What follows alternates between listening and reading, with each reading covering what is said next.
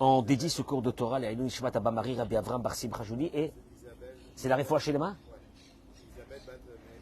Isabelle Bat Maïcha, Boker Tov. Boker Tov, Boker Tov.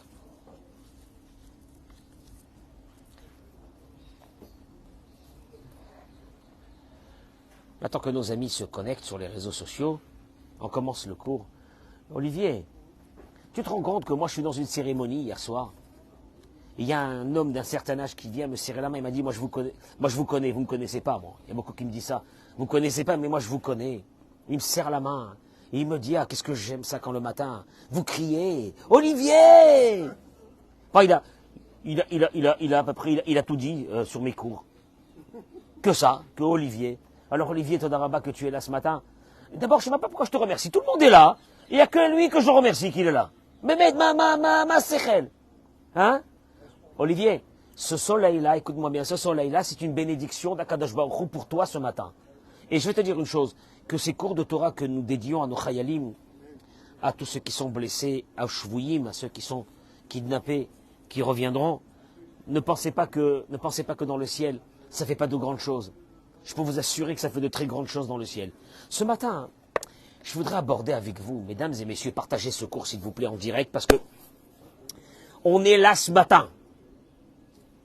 Et on sera là encore très longtemps si Dieu veut. Jusqu'à la fin des temps. Ne vous inquiétez pas. Pour ceux qui s'inquiètent, je leur dis, ne vous inquiétez pas. Bezrat Hashem. Il était prévu de la pluie ce matin ici à Natania. Mais Hachem, il dit que j'ai besoin de... Je vous assure, je suis conscient d'une chose. C'est que le matin, quand je me lève, je dis à Dieu, je t'en supplie, mets-moi le soleil. Hein? Pardon. J'ai besoin de soleil. Eh bien, Dieu, qu'est-ce qu'il fait? David, qu'est-ce que tu fais, mon chéri? Viens avec nous, viens. Baruch atah Adonai Eloheinu melech haolam, shehakol nihiya bidvaro.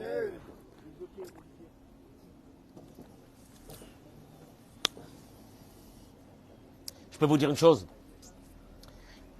Celui qui aura cette qualité dont je vais parler aujourd'hui, cette qualité, il peut, beaucoup de situations qui ne sont pas bonnes dans la vie, il pourra les arranger. S'il a cette qualité, quelle qualité? La qualité de l'introspection d'une personne qui doit faire une fois par semaine, 2 fois par semaine, 3 fois par semaine, sur sa façon de se conduire, sur sa façon de réagir, sur sa façon de vivre. Hervé, je vais te dire une chose. Ce qui m'inquiète le plus dans le monde, c'est les personnes qui courent des années entières, sans s'arrêter un moment pour réfléchir sur leur vie. Et puis un beau matin, ils reçoivent une tannée. Et cette année va leur permettre de réfléchir. Tu veux que je te dise une chose? Je dénonce cette idée de la non-réflexion dans notre vie, sur la façon qu'on a d'être, etc., de se conduire, de réagir, de réfléchir. Je vais développer cette idée ce matin à travers Pharaon, dans la paracha de cette semaine, quand il a voulu asservir le peuple d'Israël. Il dit à son peuple, Ram Beni Israël Rave'atsu mimenu. Le peuple d'Israël est trop nombreux. Hava nitrakema lo. Nitrakema, chacham, intelligence, malice. Hava nitrakema lo.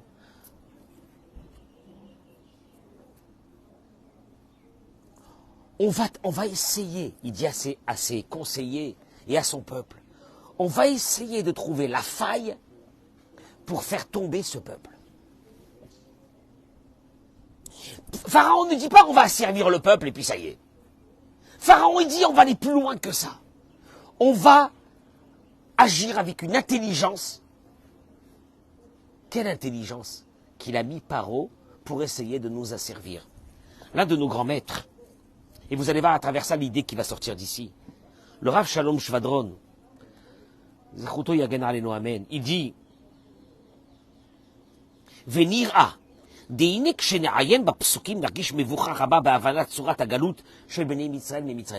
dit quand tu vas analyser un peu les versets de la paracha de cette semaine et des parachiotes qui vont venir après, tu vas tomber dans un certain malaise. Lequel? Michad Gissa, d'un côté. Tu constates qu'en Égypte, il y avait une exil qui était très dure. Une servitude, un travail dur. On ne les laissait pas dormir la nuit. Les travaux des hommes étaient faits par les femmes, les travaux des femmes étaient faits par les hommes. Ils avaient un quota de construction à faire dans la journée que s'ils ne faisaient pas, qu'est-ce qu'on faisait à la place? On emmurait dans les murs leurs enfants. Horrible. Après, Pharaon décide de noyer tous les bébés. Après, on sait que Pharaon a été atteint d'une sorte de lèpre et que ses médecins lui avaient dit que pour se guérir, il fallait prendre le sang des enfants et rentrer s'immerger à l'intérieur. Il égorgeait des centaines d'enfants par jour. Ouais, c'est énorme. C'est énorme. Donc tu te dis que la servitude, elle a été quoi? Elle a été terrible de nos ancêtres.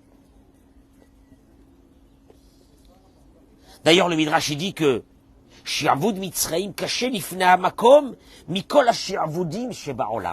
le Midrash Rabbah dit, la servitude qu'ont eu nos ancêtres en Égypte a été la plus grande, plus que tous ceux qui vont subir après. Comme il est dit, Rao Raïti et Oni Ami. Quand il a rencontré Moïse, Dieu lui a dit, j'ai vu la souffrance de mon peuple. C'est-à-dire qu'ils sont arrivés à un summum de souffrance. Bon. Et d'un autre côté, on constate une chose qui nous met un grand malaise. C'est que quand nos ancêtres étaient dans le désert, chaque fois qu'il y a eu un problème, qu'est-ce qu'ils ont dit? On veut retourner en Égypte. Tu me suis ou non? Il y a un vrai problème. D'un seul coup, quand ils ont mangé la manne, ils vont dire, oh là là, on se souvient des courgettes, des pastèques que nous avons mangées en Égypte. Alors, toi, tu te poses une vraie question. En Égypte, ils ont souffert ou ils n'ont pas souffert? Quelqu'un qui souffrait en prison, quelqu'un qui souffrait et qui est sorti, qu'est-ce qu'il a après? Mais il est heureux. Mais d'un seul coup, tu ne vas pas l'entendre en train de dire, oh là là, j'ai langui. Et chaque fois qu'il y a eu un problème, les explorateurs, ils sont arrivés, ils ont dit que dans cette terre, ça ne va pas du tout. Qu'est-ce qu'ils ont dit à ce moment-là? Mitnarosh, Venashuba Mitzraïma, qu'on mette quelqu'un pour nous guider et on retourne en Égypte. Eh, dis-moi, je peux te poser une vraie question, t'es malade? T'es malade? T'as oublié ce que t'as souffert en Égypte? Et le Rav Shvadron, il dit, tu remarques qu'il y a un gros problème ici. Alors il demande, il dit, en vérité, ils ont souffert en Égypte ou ils n'ont pas souffert?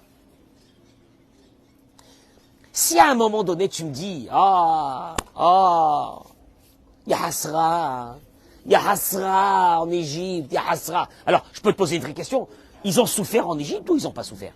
D'un côté, tu me racontes l'histoire que la servitude, elle a été terrible. Et d'un autre côté, tu me dis que quoi? Que tu languis l'Égypte. Il y a un vrai problème. David, il y a un vrai problème.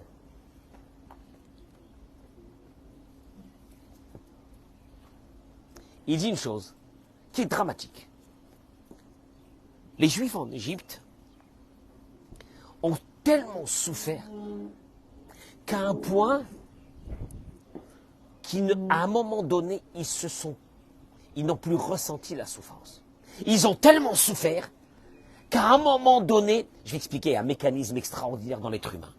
Il dit, je vais vous expliquer ça par un exemple. Une personne qui tombe d'un toit, sa chute, elle est terrible. Il arrive dans le sol. Il hurle. Qu'est-ce qu'il y a? Il vient de se casser les deux pieds et les deux mains. Il hurle. À un moment donné, tu t'approches de lui pour voir qu'est-ce qui se passe. Le temps que tu arrives, et tu vois il parle plus. Il est dans un silence. Qu'est-ce que tu te dis dans ce silence? C'est quoi? Il souffre plus? Non. Qu'est-ce que tu te dis? Il souffre tellement que quoi? Qu'il n'arrive même plus à parler. Il dit le Rav, c'était ça la situation des bénis Israël en Égypte. Alors que toutes les autres exils qu'on a eu dans notre peuple, ça a été la servitude du corps. Mais celle de l'Égypte, elle a dépassé tous. À un moment donné, notre âme, ne ressentait plus la douleur. Mais c'est pas parce qu'il n'y avait pas de douleur. C'est qu'on nous a tellement écrasés. Tu sais, quand une personne, elle passe des situations dans sa vie, et qu'au début, elle a encore la faculté et la possibilité de crier. Et à un moment donné, tu la vois qu'elle s'éteint. Elle n'a plus la possibilité même pas de crier. Toi, tu te dis, si elle crie plus, c'est qu'elle souffre plus. Non, c'est que son âme s'est éteinte. C'est ce qui s'est passé en Égypte. Et c'est ce que Pharaon a décidé de faire avec son intelligence. Que, pas seulement d'asservir les corps des béné Israël, et la shi'abet gamet nafsham, il a servi leur âme. Il les a tellement écrasés. Hachenu am avadim, on est devenu un peuple d'esclaves. Je vais te dire un truc. La pire des situations qui peut nous arriver, tu sais c'est laquelle? Olivier, c'est que tu t'habitues dans une situation, à un moment donné, tu parles même plus. C'est horrible. Ou basé, mouvan meod madoua, et c'est pour cela que Dieu a dit que cet exil était la pire. Qui a fait c'est vrai que dans tous les exils qu'on a eus, il y a eu des massacres du peuple juif. Mais le peuple juif était encore vivant. Il criait, il hurlait, il sentait qu'il était malade. Mais quand il arrive que le malade n'arrive même plus à crier, ne pense pas qu'il crie plus parce qu'il a plus mal. Mais il crie plus parce que, en deux mots, il s'est habitué. C'est pas qu'il s'est habitué, il est écrasé. Il est écrasé. Il n'arrive même plus à parler. Le peuple d'Israël était tellement enseveli dans les 49 degrés d'impureté. Ils sont devenus des Égyptiens. À l'époque, en Égypte, même la circoncision, ils ne la faisaient plus. Ils sont devenus un peuple tellement bas,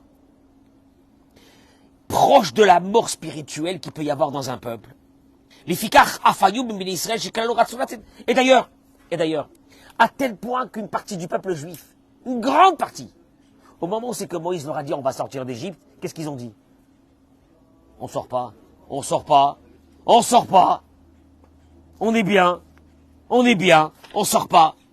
וכך דבר גם לגבי בני ישראל במצרים. דהייתה בחז"ל, שמי שהגיע הקץ ולא היה ביד בני ישראל זכרות, רצה שמתברך שיבקשו מתפללו לפניו.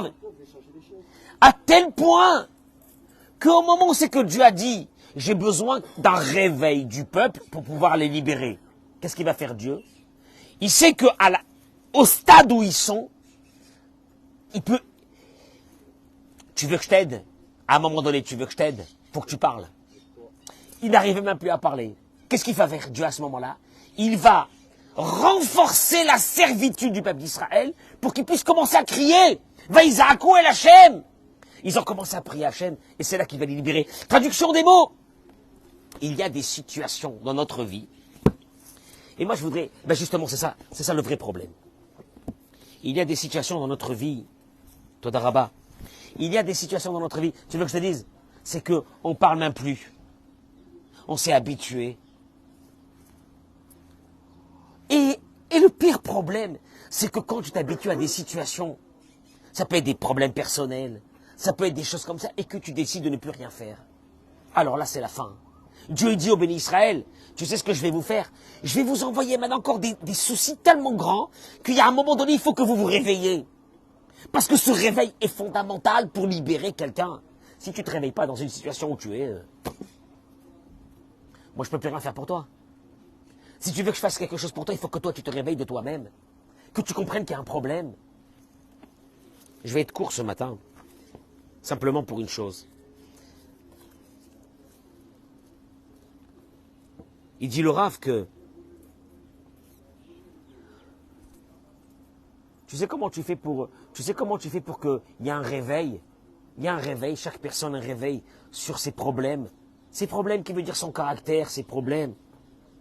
Tzrim la da'at, sha'idya basechel namaspika. Parce qu'on est tous au courant que quand on a des problèmes, de comportement. On les connaît, on les sait, on les connaît. Mais c'est pas suffisant. כדי שהאדם יצא מהמידות הרעות שיש לו, צריך הוא להכניס את השכל לתוך ליבו. Il faut que tu puisses faire une connexion entre ta connaissance, ton cerveau, les choses qui ne vont pas, avec ton cœur. Tu veux que je t'explique? Quelqu'un qui se pose jamais des questions quand il s'énerve. Bon, lui, il va t'expliquer que se mettre en colère, c'est quoi? Bah, c'est un caractère. Un caractère. Mais, tu veux que je te dise une chose? Un secret que je vous donne. Si un jour il y a une connexion entre vos connaissances et votre cœur, c'est le début du changement. Ça a l'air très proche. 50 centimètres. Le Rav Dessler, il dit que la distance entre le cerveau, la distance, Todaraba, entre le cerveau et le cœur, c'est la distance entre le ciel et la terre. Que Moshe Katouv, et ça Dieu te dit dans la Torah, Veyadarta hayom, va'ashevota elevavecha, veyadarta hayom. Je te demande une chose, je t'en supplie, que tes connaissances, Veyadarta, Yediara, tes connaissances, va'ashevota elevavecha, je t'en supplie, essaye de les connecter vers ton cœur.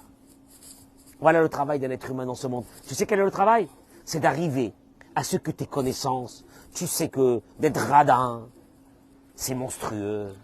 D'être méchant, c'est monstrueux. D'être envieux, c'est monstrueux. D'être jaloux, d'être cassam, d'être colérique, c'est monstrueux. D'être égoïste, on le sait, on le sait. Mais de prendre ça et de le mettre vers le cœur, qui va faire de toi une autre personne, mamash, c'est la plus grande mitzvah de la Torah. Tachnis, il te dit, le Rav, qui kozman shaidia irak basechel. Tant que la connaissance, elle est que dans ton cerveau. C'est une connaissance qui est stérile. Rak asher machnis et hadaat letoch halev, ze nikra shu tiken et amida. Un bon matin, tu te lèves.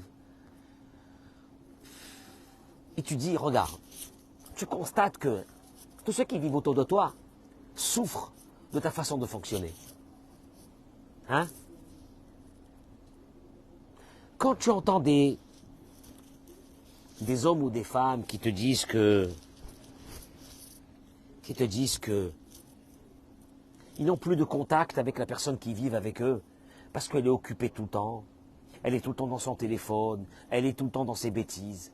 Maintenant, tu dis à la personne, est-ce que tu es conscient de ça? Il te dira oui.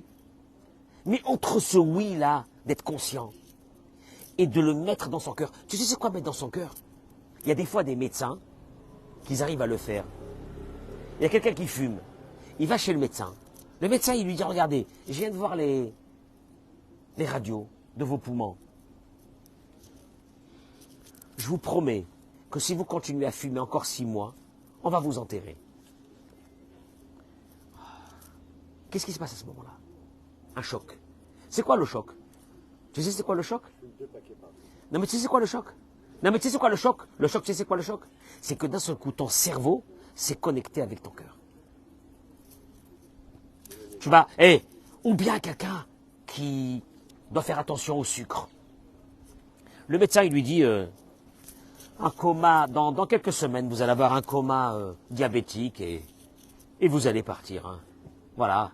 Peut-être c'est la dernière fois qu'on se voit. Hein. Le mec, il commence à... dis-moi, à ce moment-là, qu'est-ce qu'il y a? Qu'est-ce qu'il y a? C'est quoi le déclic? Ça veut dire quoi un déclic? Une connexion entre la connaissance et le cœur. C'est une raveayom. Ve'araya, il dit, Yeshnam harbe anashim chachamim ou geonim. Il y a tellement, il dit ça, c'est ce qu'il dit le Rav, je termine avec ça, parce que c'est énorme. Il dit le Rav, il y a des personnes qui ont des intelligences, des connaissances toraniques, des connaissances de beaucoup de choses de la vie. Ils sont pas intelligents, ils sont hyper intelligents. Et pourtant, il dit le Rav, Yeshlahem midot raot. Ils tombent dans des pièges avec une facilité énorme. Si c'est l'argent, si c'est la colère, si c'est l'égoïsme. Alors, toi tu te poses une question, tu dis, j'avais cru que ceux qui étaient intelligents et cultivés, hein Sam, ceux qui sont cultivés, on s'attend à ce quoi? À quoi? À qui c'est une conduite qui est quoi? Enfin, qui correspond à leur intelligence, à leur savoir. Et il a appris la Torah, et il étudie beaucoup. Et il dit, et pourtant, יש להם מידות רעות, ולחלקם אף מידות מושחתות לחלוטין. Et il dit, tu verras que pourtant, tu vas trouver que dans ces personnes-là, ils ont, c'est terrible, des midot raot, mouchratot, des midot, des traits de caractère pervertis, mauvais. Et tu te dis, c'est bizarre qu'il y a une dichotomie entre les connaissances que peut avoir un Ben Adam, que t'attends. Des fois, je me surprends à être encore déçu de personnes que je vois qu'ils sont motivés, des tamidei chachamim. Mais ça peut être, enfin, je le dis comme ça. Et quand c'est une question d'argent, il n'y a plus rien. Ou quand c'est une question d'honneur, il n'y a plus rien. Et d'un seul coup, tu découvres la vraie face d'un être humain, et ça me déçoit. Ça me déçoit. Je suis déçu encore. Encore, à mon âge, je suis encore déçu. Je me dis, c'est pas possible. Tamid Chacham. L'orgueil, le pouvoir, l'argent. L'argent, comme il disait mon père, Secher Tzadik Livracha, ceux qui ont de l'argent pensent que, en fonction des sommes d'argent qu'ils auront, ils vivront plus longtemps que les autres. C'est ça un peu, c'est un peu ça. C'est un peu ça. J'ai tellement d'argent que certainement je devrais vivre le temps imparti pour dépenser cet argent. Si ça avait été vrai, on l'aurait su, hein, que les grands riches vivent au moins 200-300 ans. Il n'y a plus rien dans ce cœur. Il dit, c'est ça la raison. Il n'y a plus rien dans ce cœur. Il est complètement impur. Ou les Hamatam, il dit pourtant, Yeshnam anashim pshutim, velo chachamim. Et il y a des personnes qui sont simples, qui n'ont pas étudié, qui connaissent à peine un peu de Torah, pas grand-chose. Et pourtant, ils sont purs. Yeshnam midot niflaot. Ils ont des traits de caractère extraordinaires. Et tout ça pourquoi? Parce que leur cœur, il est pur. Parce qu'il y a un lien entre le cerveau et le cœur. Il y a des gens que moi j'admire. Ils ont une tendance à prendre du poids. Quand ils prennent un peu de poids, qu'est-ce qu'ils font tout de suite? Ils s'arrêtent. J'admire. C'est dur. J'admire qu'il y a un lien entre le cerveau. Tu sais quoi? Il y a des fois des personnes qui se mettent en colère contre quelqu'un. Et je les vois. Ils vont après demander pardon. Demander pardon. Il y a des personnes que j'ai connues, que à la maison ils sont portés. À un moment donné, ils ont fait une teshuva. Ils sont partis voir leur épouse. Et des fois c'est vice-versa, l'épouse vient vers le mari. Ils ont demandé pardon. Et ils ont changé. Tu sais qui c'est? Ezeu Gibor. Gibor. Akovesh et Kitro. C'est celui qui s'est attrapé son Yetzirara à un moment donné. Tu sais comment? C'est très simple. S'il y a un jour un lien entre là et là, on a gagné. Viareaya. Et il dit, il te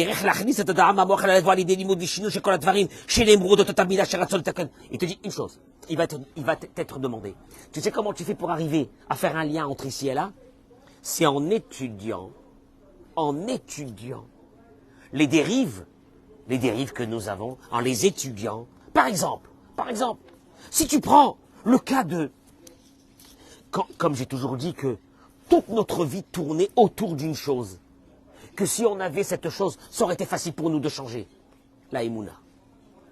Ah ben non, tu vas me dire, quel est le rapport, la Emouna, avec mes traits de caractère, la Emouna? Il dit par exemple, la Gava, l'orgueil. L'orgueilleux, et parce qu'ils sont orgueilleux, ils sont malades d'orgueil, de reconnaissance. Ils vont mourir pour ça. Ils sont prêts à donner leur vie pour l'orgueil. La voiture, les habits, la maison, ils vont se tuer pour ça. Il dit le Rav, l'orgueil. Amamin, celui qui a la Emouna, en lo gava. Il n'a pas d'orgueil. Pourquoi? Je ne vois pas le rapport. Je ne vois pas le rapport. Celui qui vit, il a fait passer la Emouna d'ici à là, il n'a plus d'orgueil. Pourquoi?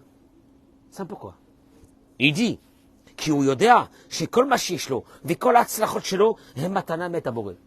parce qu'il sait une chose, que tout ce qu'il a réussi dans sa vie, ça vient de Dieu.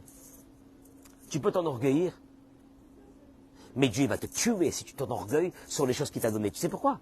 Parce que c'est lui qui te les a données. Il te les offre. Il te fait des cadeaux. Il n'a pas fait des cadeaux aux autres, il t'a fait à toi. Je crois qu'il est ça. Il t'aime. Toi, maintenant, tu prends ces cadeaux. Qu'est-ce que tu fais avec ces cadeaux? Tu vas t'enorgueillir. Alors, celui qui a la Emouna, que tout ce qu'il a réussi dans sa vie, il est le meilleur. Oh oui, il a raison. Il est le meilleur dans ça, et dans ça, et dans ça, et dans ça. C'est vrai. D'où ça vient? Tu te lèves le matin, tu vas à la synagogue, est-ce que tu vas t'enorgueillir sur les gens qui sont autour de toi? Khatsouf. Je termine avec ça. Vatranout. Laissez passer. Il y a une mida dans la vie qu'il faut laisser passer les choses. Il te dit, Hamaamin tamid mevater. Celui qui a la foi, toujours il laisse passer. Ki ou yodea, chez Eretson aboré. Parce qu'il sait que c'est la volonté de Dieu. Celui qui t'a fait du mal, celui qui t'a fait ça, c'est la volonté de Dieu. C'est Dieu qui décide. Regardez, on a commencé le cours dans le soleil, et on la termine dans quoi? Avec la pluie qui commence à tomber. Todaraba, Kadosh Baruch. Ça aussi, que le cours s'arrête à ce moment-là. C'est la volonté de Dieu. Et Dieu, il te dit, tu sais quoi? Sois joyeux que le cours s'est terminé, car c'est ma volonté. Toutes les midot, bracha ve'atzlacha, la pluie commence. À Natania, Todaraba Hashem pour cette pluie. Bracha ve'atzlacha men keni ratzon. Partagez ce cours-ci, s'il vous plaît. Je vous en supplie, partagez-le. Ce travail qu'on doit faire. Et ne pas s'habituer à nos situations. Mais d'évoluer dans la vie. Parce que si on n'évolue pas, c'est là. On est les plus grands esclaves. Bezrat Hashem. On se retrouve demain, Bezrat Hashem, Todaraba.